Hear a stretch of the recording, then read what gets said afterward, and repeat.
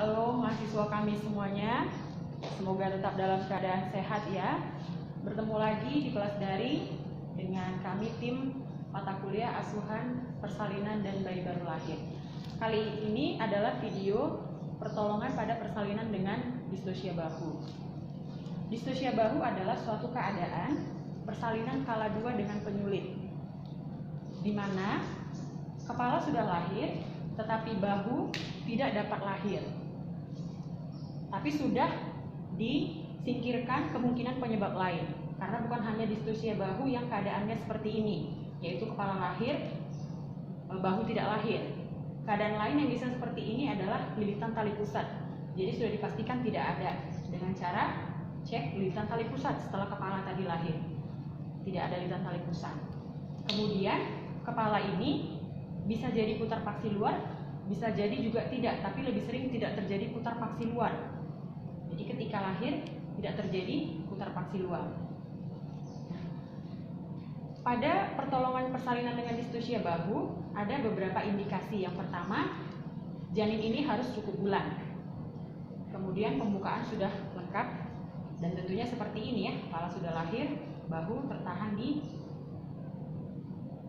simpisis.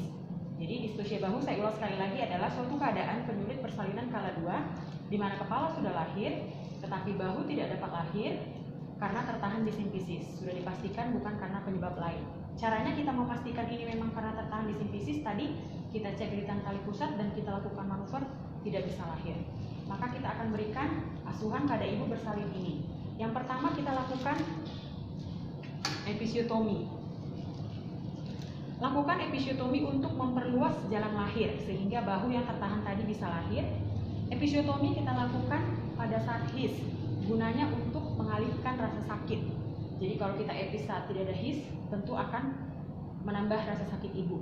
Jadi saat his kita bisa rasakan atau juga melihat ekspresi ibu. Lakukan episiotomi mediolateral ya, lindungi perineum dan juga bagian tubuh janin. Saat his lakukan episiotomi. Kemudian tunggu ada his, kita akan coba lakukan manuver karena sudah semakin lebar jalan lahir. Iya ibu, mengedan ibu. Aduh. Kita coba lakukan. Sekiranya berhasil, tentu dengan manuver bawah tadi lahir bahu atas, dengan manuver atas lahir bahu bawah, maka kita lakukan pertolongan tanggal susur. Tetapi jika tidak lahir, kita lakukan manuver, tidak lahir, maka kita harus mengupayakan jalan lahir ini semakin luas. Teknik berikutnya adalah manuver macrobed. Ibu kita minta melakukan posisi macrobed ya. Kedua tangan ada di lipat paha, kemudian tarik tangan yang dilipat paha tadi sejauh mungkin ke arah dada ibu. Sejauh mungkin ke arah dada ibu, lalu diabduksikan atau dilebarkan. Dengan posisi begini, diharapkan tulang simpisis ini akan melebar, terangkat. Jadi jalan lahir akan bertambah luas 1 sampai 2 cm. Tadi di sini sudah bertambah luas, ditambah lagi di atas ya. Kemudian kita tunggu his. Kita akan menyatukan 4 kekuatan. His, ibu mengedan. Kemudian manuver dari bidan 3 ya. 3 nanti di Mas Santi baru 4. Jadi his, ibu mengedan dan manuver dari bidan. Nah, sudah ada his, mengedan ibu. Kita lakukan manuver bawah, manuver atas. Nah, jika berhasil tentu akan lahir ya. Akan lahir. Tetapi jika tidak berhasil, sekiranya tidak berhasil, mengedan ibu, ini tadi sudah lebar, ini juga tidak bisa juga, maka kita lakukan teknik berikutnya yaitu Mas Santi. Posisi ibu masih sama. Kali ini ditambah dengan asisten menekan di suprapubis. Tujuannya supaya bahu yang tertahan di sini tadi, di simpisis, ditekan oleh tangan asisten, bisa semakin terdorong masuk dan bisa lahir. Kali ini 4 kekuatan ya, ibu mengedan, his, tekanan asisten di suprapubis, dan manuver bidan, tangan bidan. Mengedan ibu, tekan ya asisten. Sekiranya berhasil tentu seperti ini ya, saat manuver bawah, lahir bahu atas, saat manuver bawah, manuver atas, lahir bahu bawah. Tetapi jika tidak berhasil, saat yang tadi kita lakukan tidak berhasil, kita lakukan teknik berikutnya, yaitu manuver Rubin. Manuver Rubin ini adalah teknik dengan cara memposisikan bahu, sumbu panjang daripada bahu si janin ini kita posisikan ke diameter terpanjang dari rongga panggul. Ini kan diameter anterior posterior ya. Masukkan tangan ke vagina, cari bahu bayi, bahu anterior yang di atas, lalu gerakan ke depan tergantung posisinya ya.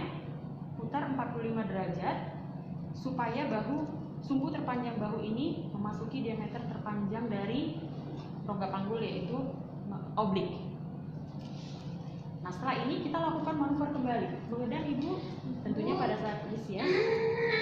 Jika berhasil, dia akan bisa lahir. Tetapi jika tidak bisa, misalnya tadi sudah di Rubin tapi tidak bisa, maka kita lakukan teknik yang berikutnya, yaitu manuver Woods. Pada manuver Woods, posisi ibu kita minta untuk knee chest ya. Knee chest itu tentu semua sudah tahu ya.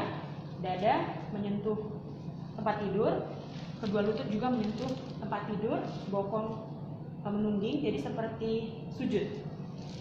Jadi kita anggap ini sudah knee chest. Masukkan tangan, satu tangan ya. Kemudian lakukan gerakan memutar 180 derajat sambil ditarik keluar. Lalu setelah bahu lahir, maka kita lakukan mengeluarkan badan bayi. Tapi jika tidak berhasil, maka ada teknik terakhir ya, satu lagi, yaitu manuver posterior arm.